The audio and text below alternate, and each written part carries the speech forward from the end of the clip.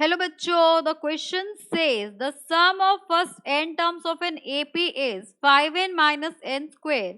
The nth term of an AP is 5 minus 2n, 6 minus 2n, 2n minus 5 and 2n minus 6.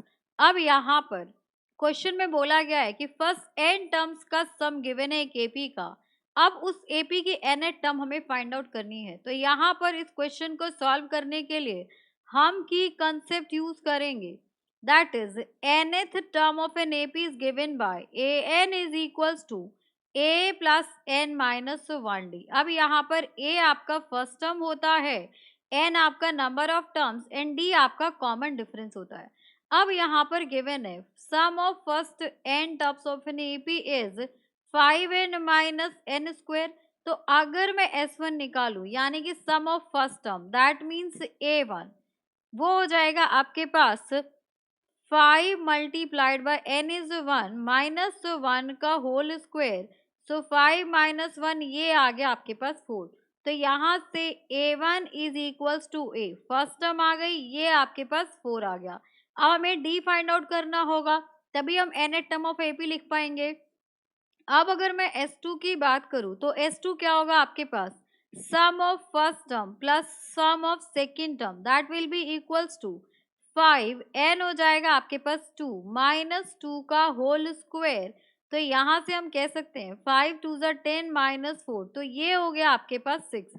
अब हमें ये भी पता है कि अगर कोई AP है तो फर्स्ट टर्म a होता है, सेकेंड टर्म आपका a प्लस डी होता है एंड थर्ड टर्म आपके पास a प्लस 2d होता है एंड सो ऑन हो गया.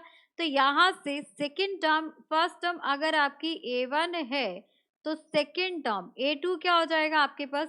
सो a2 will be a1 plus d. तो यहाँ पर हम लिख सकते हैं a1 प्लस d और इनका सम कितना गिवन है हमें, इनका सम हमें गिवन है 6.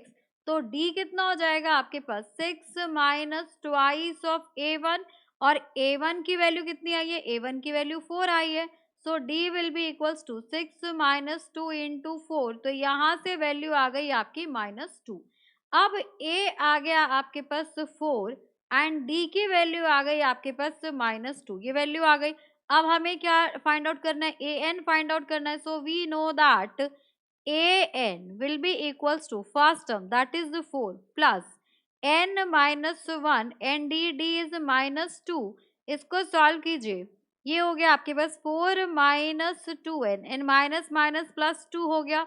तो यहाँ से हम कह सकते हैं an will be 6 minus 2n. तो अब हम ऑप्शंस में चेक करेंगे कि कौन सा ऑप्शन आपको देगा 6n minus 2n, that is option number 2. So 6 minus 2n, option number 2 is the correct answer. Hope you understood it very well. Thank you so much. Best of